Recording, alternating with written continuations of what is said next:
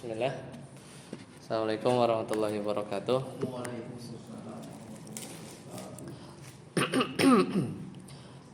Alhamdulillah hamdan katsiran thayyiban mubarakan fih kama yuhibbu rabbuna wa yarda. Asyhadu an la ilaha illallah wahdahu la syarika lah wa asyhadu anna Muhammadan abduhu wa rasuluh.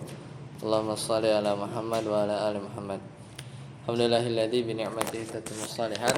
Kita kembali masuk ya setelah sebulan yang di usul fikih ini belum kesempatan.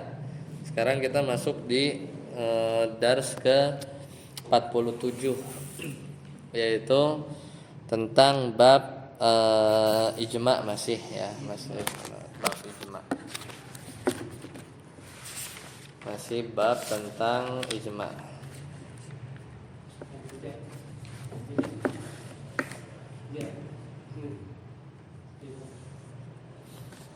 Tentang bab ijma.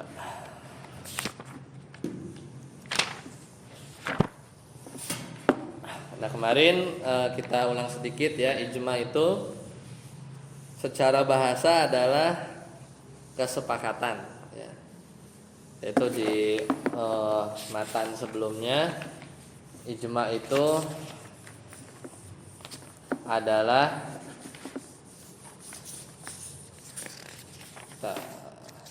ini aja ya, ulang sedikit. Nanti ijma itu adalah ittifaqu mujtahidi hadhil ummah ba'dan nabi sallallahu alaihi wasallam ala hukmin syar'i. Jadi kesepakatan mujtahid umat ini sepeninggal Nabi sallallahu alaihi wasallam tentang satu hukum syariat. Itu kan udah kita pernah bahas. Kemudian ijma adalah hujjah. Ini juga udah ya. Matannya yaitu wal ijma'u hujjatun. Ijma itu hujjah. Ini juga udah kita bahas. Ya, kemudian selanjutnya anwaul ijma. Ini juga sudah ya. Macam-macam ijma. Itu terakhir. Ya, jadi pertama ada ijma yang qat'i. Ya, kita mulai dari situ lah ya, enggak apa-apa. Berarti ijma'u nau'ani, ketemu ya?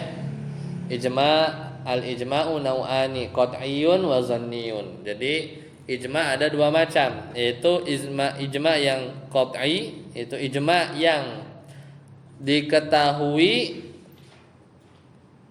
secara pasti. Contohnya adalah kal ijma'u ala wujubis salawatil khamsi wa tahrimiz zina. Itu ijma' wajib salat 5 waktu, zina itu haram. Wa hadzal nau' la ahada yunkaru thubutuhu. Maka ini enggak ada orang pun yang mengingkarinya. Kenapa? Karena kalau orang yang mengingkari ijma yang model begini, yang udah perkara-perkara yang jelas, maka itu adalah kekufuran. Nah, yang kedua zanni. Nah, ini ijma zanni itu ijma yang tidak diketahui kecuali dengan cara menelaah. Ya, kecuali dengan cara menelaah. Ya, maka ini ulama bisa beda pendapat. Maka di sini kemarin Syekhul Islam Ibnu Taimiyah itu berkata dalam kitabnya Fil Aqidatil Wasithiyah, itu kata beliau al-ijma'u alladzi yandabitu makana alaihi salafus salih. Ijma yang diterima adalah ijma yang terjadi ijma tersebut di kurun waktu atau berputar pada kalangan salafus saleh. Karena setelah itu ba'dahum, maka setelah kalangan salafus saleh maka sudah enggak ada ya, maka sudah banyak terjadi perbedaan. Jadi kurun waktu yang salafus saleh. Maka ini diketahuinya dari apa? Ya dengan meneliti tadi kan. Ini namanya zoni, meneliti, menelaah. Kadang seorang meriwayatkan bahwa telah ijma ya perkara sesuatu dan lain-lain gitu ya. Itu juga dicek dengan riwayat juga seperti hadis ya. Bener nggak itu memang ada ijma dan siapa yang menukilnya, orangnya sikoh apa enggak, terpercaya atau tidak, seperti itu. Nah ini ijma yang zonni. Nah sekarang syarat ijma, silakan saat apun. Syurutul ijma'i baca. Syurutul ijma'i li ijma'i Syurutun minha syurutun minha an yasbuta an yathbutu an yathbuta bi tariqi sahih tariqin sahihin. tariqin sahih Ya. bi an yakuna ima Masyhuran bainal ulama'i ulama'i au naqilatil saqata wasi'al aqla'i. Ya.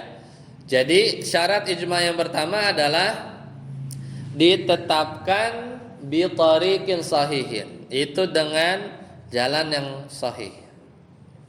Bi an yakuna imam masyhuran, bisa jadi memang sudah masyhur di kalangan ulama, au naqalahu thiqatun, atau seorang yang dipercaya menukilkan ijma, satu ijma,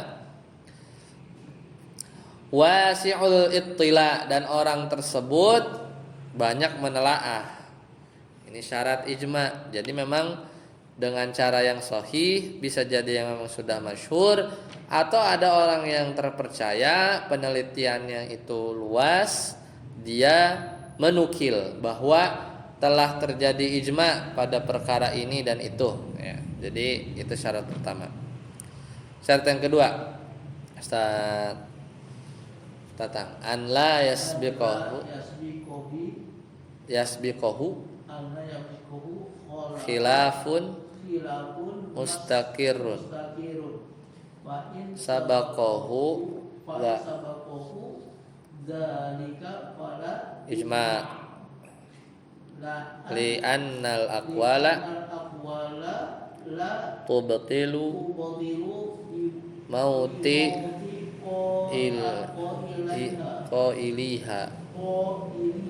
Ya.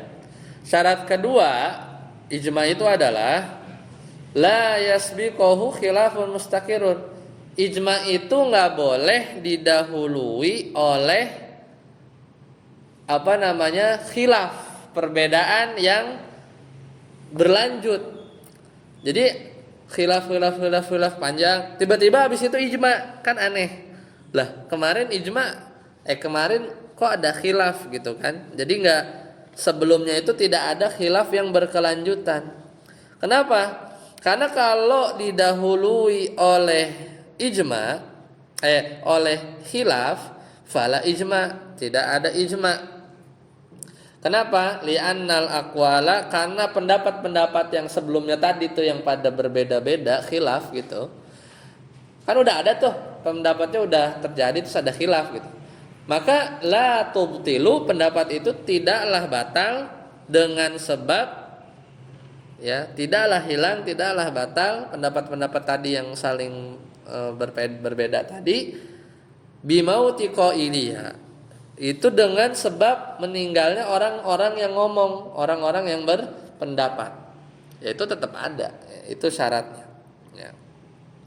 Nah, maka fal ijma'u, maka ijma itu la yarfa'ul khilaf as-sabiq. Ijma itu tidak bisa menghilangkan perbedaan atau khilaf yang dulu-dulu. Wa innama, adapun ijma itu justru yamna'u min hudutsi khilafin. Jadi dengan adanya ijma itu justru mencegah terjadinya khilaf setelahnya. Jadi nggak boleh kita ada khilaf setelah ada ijma. Lah buat apa ada ijma? Ya, tapi ijma itu tidak menggugurkan atau menghilangkan perbedaan yang ada sebelumnya, itu tetap eksis. Tapi ketika ada ijma, maka setelahnya tidak ada khilaf gitu dalam perkara itu ya, dalam perkara itu. Hadza huwal qaulur rajih, maka ini adalah pendapat yang kuat. Liquwati ma'khuduhu. Ya, jadi ini pendapat yang rajih karena dasarnya kuat. Berarti kalau ada yang rajih ini berarti ada pendapat ya. Wakila, nah ini berarti kila begini, ada pendapat yang lain. Apa? La yushtaratu, ada pendapat lain, yaitu pendapatnya tidak perlu syarat ya, la yushtaratu dzalika fayasihu an yanaqada fil asri tsani ala ahadil aqwalis sabiqah wa yakunu hujjatun ala min ba'dihi. Nah, jadi kalau tadi kan ijma itu tidak mengangkat khilaf-khilaf sebelumnya, tapi justru ijma itu menghilangkan atau mencegah terjadinya perbedaan setelah masa ijma itu ada. Itu kan pendapat yang rajih menurut Syekh Shalih Al-Utsaimin. Tapi ada pendapat yang lain bahwasanya enggak ada tuh syarat seperti itu. Jadi ijma itu bisa aja sah, ijma itu bisa aja terjadi, ijma itu bisa aja ada meskipun dilakukan pada masa sesudahnya. Jadi maksudnya ya tadi sebelumnya nih ada khilaf ya, ada khilaf, ada perbedaan. Abis itu ijma, nah itu boleh aja gitu ya. Kan tadi syaratnya dua kan. Syarat pertama apa? Yang nukil harus sikoh gitu kan, masyhur. Syarat kedua itu apa? Tidak didahului oleh khilaf yang berkelanjutan. Nah, menurut satu pendapat dalam kalangan usuliyin, para ahli usul fikih, nggak mesti nggak boleh didahului oleh khilaf yang sebelumnya tuh nggak mesti, bisa aja ada ijma sah dilakukan pada masa sesudahnya ya. Jadi itu bisa aja. Jadi ijma tersebut menjadi hujah bagi orang-orang yang sesudahnya ya. Tapi ya ini tidak rajih ya menurut satu pendapat. Coba Anda cari yang penjelasan lebih ininya ya.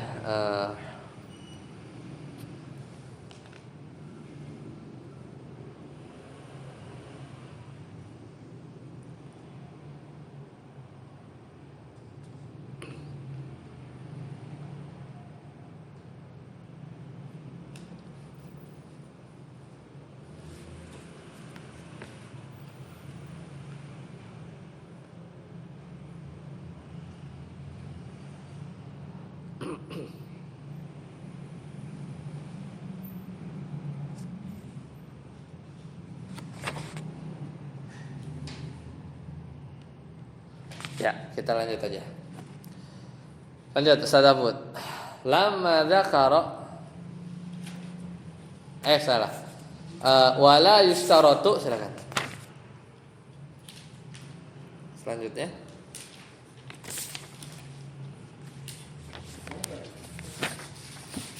Kan tadi udah tuh yang fal ijma'u la yarfa'ul khilafus sabiq. Dua, terus bawahnya udah juga kan? Fal ijma'u la yarfa'ul khilafus sabiq, itu udah kan? Kalimat selanjutnya. Sekarang wala yustaratu ala ra'il jumhur. Ada? Wala yustaratu ala ra'il jumhur. Ada? Jumhur. Ya. Inqiradan asril mujma'in.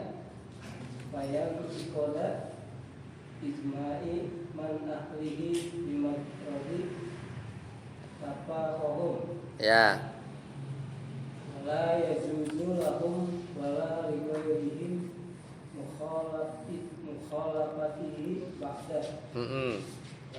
Li'annal adillata annal ijma'a hujjatun. Laisa fiha rafil inqaradil asri. Ya. Terus wala innal ijma'a hasola sa'ata fakihim ittifaqihim fama lagi yarfa'uhu. Maka tidak dipersyaratkan menurut jumhur ulama, yaitu tidak ada syarat inqiradu aslil mujma'in. Itu tidak ada syarat habisnya masa orang-orang yang berijma.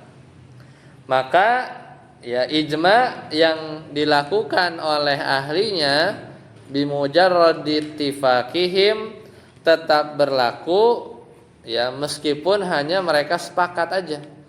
Enggak mesti ada waktunya orang-orangnya itu habis, enggak mesti. Wala yajuzu, maka tidak boleh juga ya menyelisihi ijma tersebut.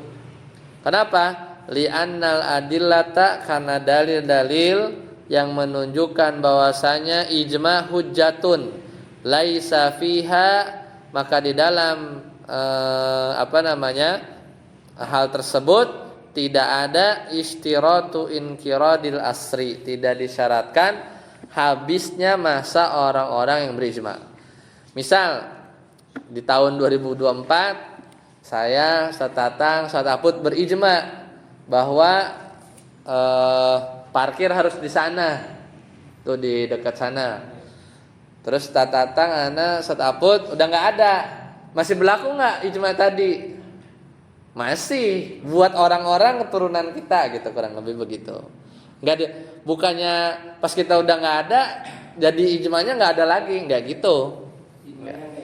Iya, seperti itu ya. Jadi karena nggak ada syarat ijma itu orang harus masih hidup, nggak ada. Ya kan para sahabat udah nggak ada kan yang ijma itu. Justru malah peraturan itu ibaratnya gitu. Peraturan itu tuh turun temurun dari DKM 1 ke DKM lain terus gitu.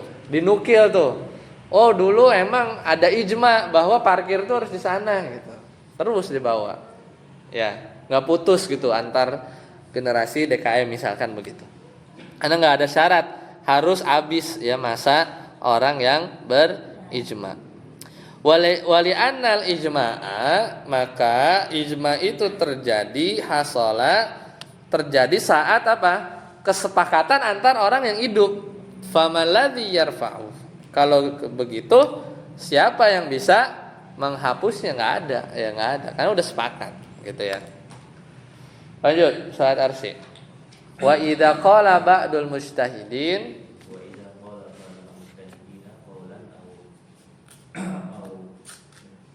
fi'lan fa'ala fi'lan washtahara dzalika baina ahli ijtihadi wa lam yunkiruhu ma'a qudratihim 'ala al-inkari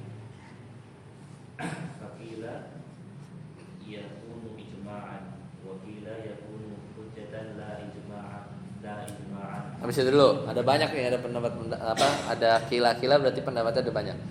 Nah, wa idza qala ba'dul mujtahidin, kalau sebagian ahli ijtihad ya, contoh yang tadi enaknya. Misalnya ini ahli ijtihad. Tiba-tiba Ustaz Tatang qaulan, ngomong di satu kesempatan. Ini masih hidup nih, udah punya ijma, parkir di sana gitu kan. Au fa'ala fi'lan, atau berlaku. Nah, contohnya tiba-tiba mungkin terdengar sama orang, boleh parkir di sini gitu. Yang ngomong siapa? Ustaz Tatang gitu. Atau Ustaz Tatang sendiri parkirnya di sini gitu. Kan berarti kan ada perbuatan di antara seorang mujtahid, dia melakukan yang beda gitu misalnya. Washtahara dzalika, dan tersebar ke yang mujtahid yang lain. Saya tahu, Ustaz Abu tahu bahwa Ustaz Tatang pernah parkir di sini, kan katanya di sono, gitu kan? Ya, baina ahli ijtihad. Walam yunkiruhu, dan kita nggak mengingkari, nggak ada kata nggak setuju, diam aja gitu, diam aja. Oh, situ jadi diam aja gitu kan? Dan kita mampu menegur, kalau mampu gitu ya, kan mampu maksudnya ada waktu ketemu atau Ingat nggak ijma sebelumnya? Kan parkir di sana gitu. Kita mampu tapi kita diam aja. Berarti kita diam itu ada tendensi setuju dan nggak mengingkari, gitu kan? Nah kalau begitu gimana? Fakila, maka yakunu ijma'an. Itu juga bisa jadi ijma, ya. Karena yang dilakukan oleh seorang mujtahid dan mujtahid yang lain nggak ngingkari dan dia mampu kalau memang itu salah. Kalau itu salah. Pendapat pertama yakunu ijma'an. Itu bisa dianggap ijma. Sebab contohnya banyak sih kayak bab apa gitu ya. Cuman ini kan konsepnya aja ya. Wakila pendapat yang lain yakunu hujjatan la ijma'an. Oh, enggak. Itu bukan ijma, tapi bisa jadi hujjah. Tapi enggak sampai ijma. Hujjah tuh berarti ada apa ya? Kayak tata tertib tambahan lah gitu. Ada tata tertib tambahan, boleh parkir belah sini. Tapi ijma enggak kan ini istilahnya mujtahid yang lain enggak sepakat, enggak ngomong oke, enggak ngomong enggak sepakat, tapi enggak ngingkari juga gitu ya. Gitu. Jadi pendapat kedua apa? Hujjah aja. Jadi kalau ada orang parkir belah kanan itu boleh aja, hujjah boleh. Cuman memang parkir sebelah kanan ini tidak sampai derajat ijma gitu ya. Wakila laisa bi ijma'in wala hujjatan. Ya, tapi juga ada yang berpendapat bukan ijma, bukan hujjah. Pendapat ketiga. Ya, bukan ijma, bukan hujjah. Jangan jauh-jauh. Ya, jadi kenapa? Yang enggak disebut ijma karena enggak sepakat, enggak disebut hujjah juga karena beda sama ijma yang pertama gitu kurang lebih. Kan harusnya di sana parkirnya. Jadi bukan hujjah, bukan ijma. Wakila ini pendapat berapa? Keempat. Satu. Ya. Kila pertama ijma, 2, 3, 4. Wakila ya. Kalau ya in qorodu qoblal inkar fahuwa ijma. Nah, ini ada syarat. Jadi yang keempat ini adalah yang lain berpendapat kalau masa mereka telah habis, ya masa mereka telah habis nih, maksudnya pada meninggal gitu kan, sebelum inkar, jadi keburu pada mati, ya pada meninggal sebelum sempat ada yang ngingkarin, berarti diingkarin nggak diingkarin kan, tidak diingkari, fahuwa ijma, baru ijma. Jadi kalau udah pada wafat, perkara tadi parkir belah kanan pada diem semua, baru ijma, gitu ya. Iya baru ijma, karena kan logis kan, yang pendapat keempat ini kan. Kenapa? Li'anna istimrar sukutihim, karena terus-terusan diem ngelihat parkir sebelah kanan, ilan kirodi ma'a kudrotihim, sampai pada meninggal juga padahal dia mampu ya, untuk mengingkari kalau emang itu salah. Dalilun ala muwafaqatihim, itu dalil bahwa kita berdua nih ya, mustahid yang lain yang nggak ngingkari sampai meninggal, itu setuju sebenarnya sama mustahid itu, cuman nggak ngomong aja gitu kan. Terus-terusan kita diam lihat orang parkir, nggak komentar, berarti ya udah jadi ijma. Ini pendapat yang keempat. Syaratnya apa? Harus wafat dulu gitu. Karena bisa aja saya Ustaz Tatang udah nggak ada, tiba-tiba kita ngingkarin, bisa aja kan? Enggak ngaji, parkir di sana gitu. Sama kasus-kasus di syariat juga sama. Pasti mungkin dipikir-pikir lagi, ya dikaji lagi kan para mustahid. Oh ternyata bisa beda, hukumnya nggak gini, kayaknya sunnah misalnya gitu ya. Tapi udah nggak ada mustahid yang bilang wajib misalnya. Ya udah, ya berarti kan nggak jadi ijma. Ya dia meninggal dengan bilang wajib, kita sepakat dengan sunnah ya, jadi nggak ijma, jadinya hujjah aja, hujjah gitu. Kurang lebih begitu. Ini masih teorinya ya, karena tataran prakteknya contohnya ada banyak. Wahada akrabul akwal. Nah, inilah pendapat yang paling dekat. Berarti Syekh Utsaimin nomor berapa yang diambil? Nomor 4 beliau pendapatnya. Ada syarat apa?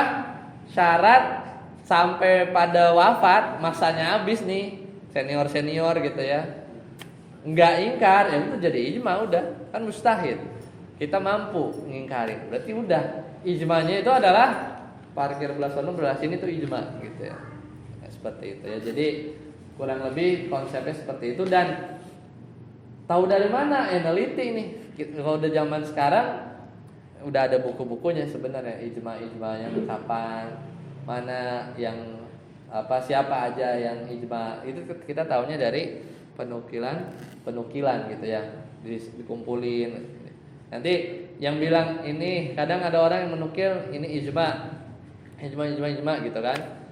Terus tiba-tiba ada yang beda, Maksudnya ada riwayat dari fulan ya yang terpercaya perkara A ijma wajib misalnya, ijma wajib. Terus ada juga dari riwayat yang terpercaya menyatakan bahwa berkata ya tabi'in atau siapa, kemudian dia bilang perkara itu sunnah. Pas dicek gitu kan, masa hidupnya misalnya sama ya, setara gitu ya, kan bisa dilihat biografinya. Nah ini gimana nih statusnya yang ijma ini gitu kan. Nah itu ada ilmunya tersendiri ya, bagaimana mentarjihnya. Apakah jangan-jangan misalnya yang tadi agak beda, ini memang beda masa gitu kan.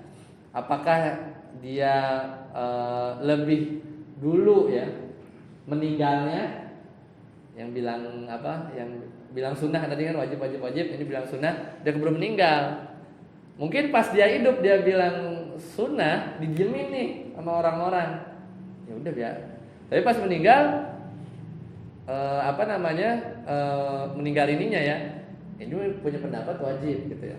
Dan ya udah itu yang dipakai gitu. Cuman kalau misalnya yang tadi, kasus yang tadi ada kemampuan untuk mengingkari sampai akhir nggak mengingkari, ya berarti setuju sama dia gitu. Kurang lebih begitulah cara konsep ini kan usul fikih dasar ya. Contoh-contohnya ada di kitab-kitab lanjut. Coba Anda carikan misalnya contohnya ya.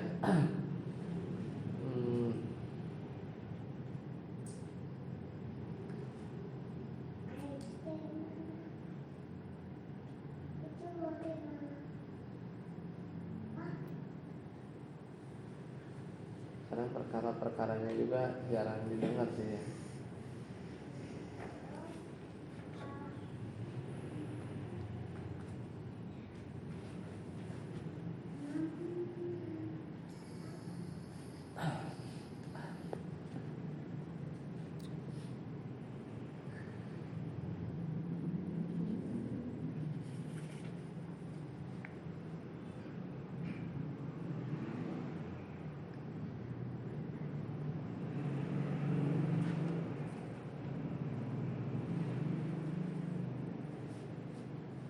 Nah, saya contoh ini nih. Anna haqqan nas, bahwasanya di antara hak manusia itu adalah salat ya. Mensolati maksudnya ini. Seseorang salat berarti kan salat ini ya, salat jenazah. Bagi orang yang berwasiat untuk minta disolatkan kalau dia meninggal. Nah, qala Ibnu Qudamah. Nah, ini ngomong Ibnu Qudamah ini yang nukil-nukil ijma. Walana ijma'u sahabah. Ini ijma sahabat. Jadi di level sahabat tuh ijma bahwa kalau ya sebenarnya perkara-perkara ijma itu kadang enggak dalilnya itu udah ada di Al-Qur'an, di Sunnah sebenarnya udah. Cuman maksudnya kayak diulang aja gitu kadang, karena dalil itu kan Al-Quran, Sunnah, ijma, qiyas gitu. Sebenarnya di Al-Quran, di As-Sunnah juga nggak ada ijma ini pun paham gitu ya. Gitu. Maksudnya ya mewajib gitu kalau orang misalnya berwasiat. Gitu. Tapi ini memang sahabat pun ijma. Itu diriwayatkan bahwasanya Abu Bakar berwasiat untuk Umar mensolatinya. Kan Abu Bakar duluan. Qala Ahmad Qala Umar mensolati berwasiat untuk sahib ya mensolatkan ini di bawahnya. Wa Ummu Salamah beliau ya berwasiat juga agar Said bin Zaid mensolati Ummu Salamah. Wa Abu Bakrah ya juga berwasiat agar Abu Barzah mensolatkan. Wa hadza qadaya intasyarat, dan ini perkaranya nyebar. Falam, jadi kan banyak nih sahabat menyebarkan. Falam yadharu laha mukhalifun, maka enggak ada tuh yang nyelisihi. Fakana ijma'an. Nah, gitu. Jadi ini bab ijma' sukuti ya, ijma' sukuti. Itu contohnya.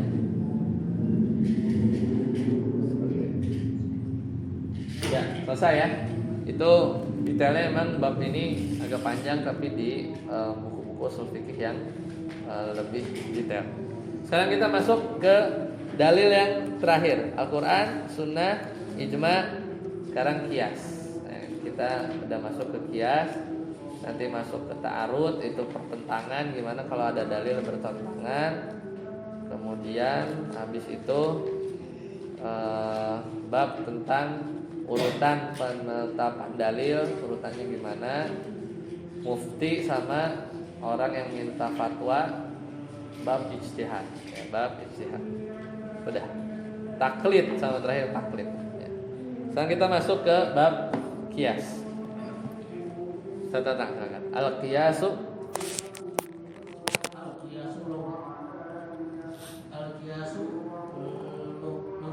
lugatan at-taqdiru wal musawah tilahan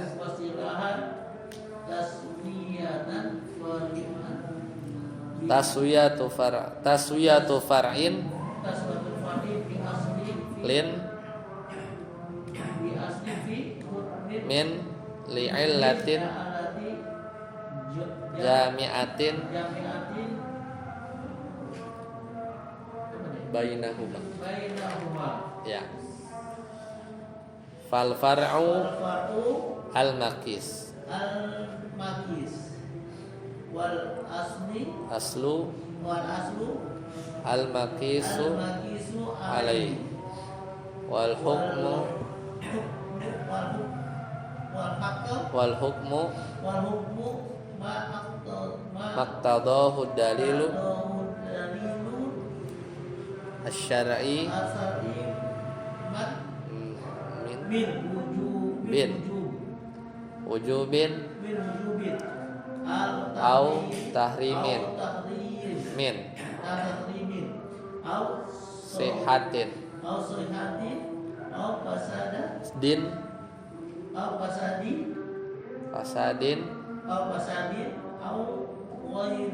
ghairi ya. Wal illatu makna allazi sababihi hukmil asli wa hadhihi al arba'atu arkanun arkanu qiyasi qiyasu ahadul adillati allati tasbutu al-ahkamus syar'iyyatu ya. Jadi qiyas itu secara bahasa artinya at-taqdir, banding-bandingin, wal musawah, nyama-nyamain, analogi lah. Sedangkan secara istilah di ilmu ushul fikih, qiyas itu namanya taswiyatu far'in, menyamakan, menganalogikan, membandingkan far'in, cabang bi aslin dengan yang pokok, fi hukmin untuk menetapkan hukum, li illatin gara-gara ada satu sebab, li jami'atin yang sebabnya itu sama, berkumpul, bainahuma antara sebab yang dicabang dan sebab yang ada di permasalahan pokok atau asal. Berarti al-far'u itu adalah yang dianalogikan, al-maqis. Sedangkan al-aslu adalah yang dijadikan acuan untuk kita beranalogi gitu ya, yang dijadikan acuan untuk kita samain ke dia. Itu al-aslu pokoknya ya. Wal hukmu sedangkan hukum adalah sesuatu yang ditunjukkan oleh dalil syar'i, misalnya wajib, apakah haram, apakah sah, apakah fasad, rusak, atau sunnah atau yang lain gitu ya. Sedangkan ilat adalah al-makna, sebab, makna, alladzi yang menjadikan sebab hukum asal itu ada ya.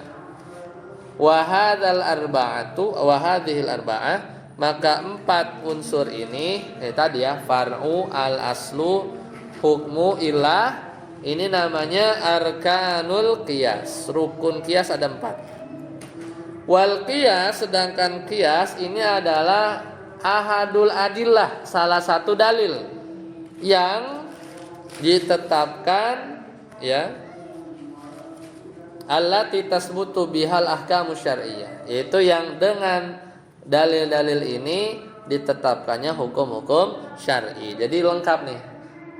Kalau ditanya dalil apa? Bukan cuman Al-Qur'an, sunnah saja, tapi ijma plus qiyas. Ya, plus qiyas. Itu makna qiyas. Lanjut. Dalilnya adalah waqad dalla. Dalilnya apa qiyas itu dalil? Dalilnya adalah waqad dalla ala i'tibarihi dalilan syar'iyyan alkitab was sunnah ya. Jadi alkitab was sunnatu wa aqwalus sahabah fa min adillatil kitab, maka dalil-dalil yang jelas ya dari kitab dan sunnah dan perkataan para sahabat yang menunjukkan bahwasanya qiyas itu adalah dalil. Di antaranya contoh kalau di Al-Qur'an, Allah Ta'ala berfirman di surat Asy-Syura. Allah Ta'ala berfirman, Allahul ladzi ya, a'udzu billahi minasyaitonir rajim. Allahul ladzi anzalal kitaba bil haqqi wal mizan. Nah, jadi Allah menurunkan kitab bil haqqi yang membawa kebenaran, wal mizan dan menurunkan apa? Timbangan gitu ya. Timbangan. Maka kata Syekh Shalih Al-Utsaimin, wal mizanu ma tawazana bihil umuru wal qiyasu bihi bainaha. Maka mizan ini alat untuk nimbang-nimbang, menimbang dan untuk melakukan kias ya terhadap perkara yang kita timbang-timbang. Maksudnya dianalogikan, disamakan ya, disamakan. Jadi sisi pendalilannya adalah maksud dari mizan. Mizan itu al-adl kan, apa namanya, adil gitu kan, keadilan seperti itu.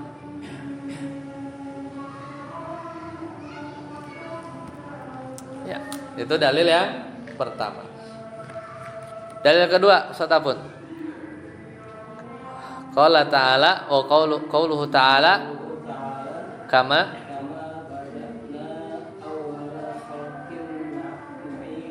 iya.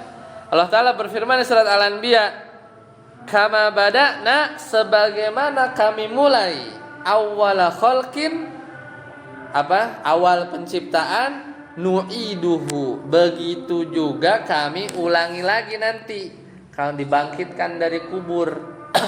Berarti kan Allah gimana? Subhanahu wa ta'ala menganalogikan kan kebangkitan nanti nih hari kiamat itu sebagaimana dulu kita mulai penciptaan. Jadi dalil istidlalnya adalah bahwasanya Allah menyamakan pengulangan dari sisi penciptaan yang di awal dengan menyamakan dengan hari kebangkitan. Ya, ketika dikubur ditiup sangkala yang pada mati itu tulang belulang itu bangkit kembali seperti itu juga gitu. Dan ini namanya kias kan? Ini namanya kias. Saat arsi. Wallahu aqallahu ta'ala. Qala ta'ala Allahu alladzi arsala riyaha wa tuthiru sahaban fasukna ila baladin mayyitin wa ahyayna bihi al-ardha ba'da mawtiha kadzalika nusyur. Ya, artiin. Dan Allah yang mengirimkan angin angin lalu angin itu menggerakkan awan. ya. Kalau awan itu sesuatu negeri yang mati, lalu awan itu kan setelah mati dia juga menjadi tutup hujan. Nah, jadi Allah menyamakan apa? Hari kebangkitan dengan ada satu daerah yang mati, awan datang, terus daerah yang mati itu hidup lagi. Begitu juga kadzalikan nusyur. Begitu juga hari kebangkitan. Berarti kan Allah menganalogikan. Karena kita biasanya manusia suka ya menganalogikan sesuatu ya. Jadi inilah bukti bahwa dalam syariat juga akal itu juga dipakai ya, dipakai tidak dimatikan ya logika itu, tapi tetap berjalan. Kemudian dalil yang selanjutnya dari as-sunnah itu sabda beliau kepada seorang wanita yang pernah tanya tentang puasa untuk ibunya. Nah, kurang lebih kata beliau ya, dalilnya mana? Aro'aita gitu ya. Ya. Aro'aita law kana ala ummik dainun faqadaitihi akana yuaddi dzalika anha. Bagaimana pendapatmu kalau ibu punya utang kemudian kamu lunasi? Bukankah udah lunas? Gitu kan? Qalat iya. Qala fasumi an ummik. Maka kata Nabi, kalau begitu puasa untuk ibumu. Nah, berarti kan siapa? Nabi menganalogikan hutang puasa dengan utang duit gitu kan. Ini kan dilakuin. Gitu. Mungkin dulu belum ada, ya kan harus nanya. Emang kalau utang puasa bisa diganti, dalilnya mana gitu. Ya dalilnya kias nih. Nabi pakai kias. Kalau ibu punya utang duit, terus kamu lunasin, lunas nggak? Lunas. Ya udah puasa aja buat ibu gitu kan. Kan gitu kan kurang lebih. Berarti ini Nabi pun melakukan kias. Seperti itu. Baik, sampai sini dulu ya. Insyaallah kita lanjutkan di pekan depan, yaitu masih dalil tentang sunnah ya, dalil yang kedua. Baik, sampai di sini dulu. Subhanakallahumma bihamdika asyhadu an la ilaha illa anta astaghfiruka wa atubu ilaik. Assalamualaikum warahmatullahi wabarakatuh.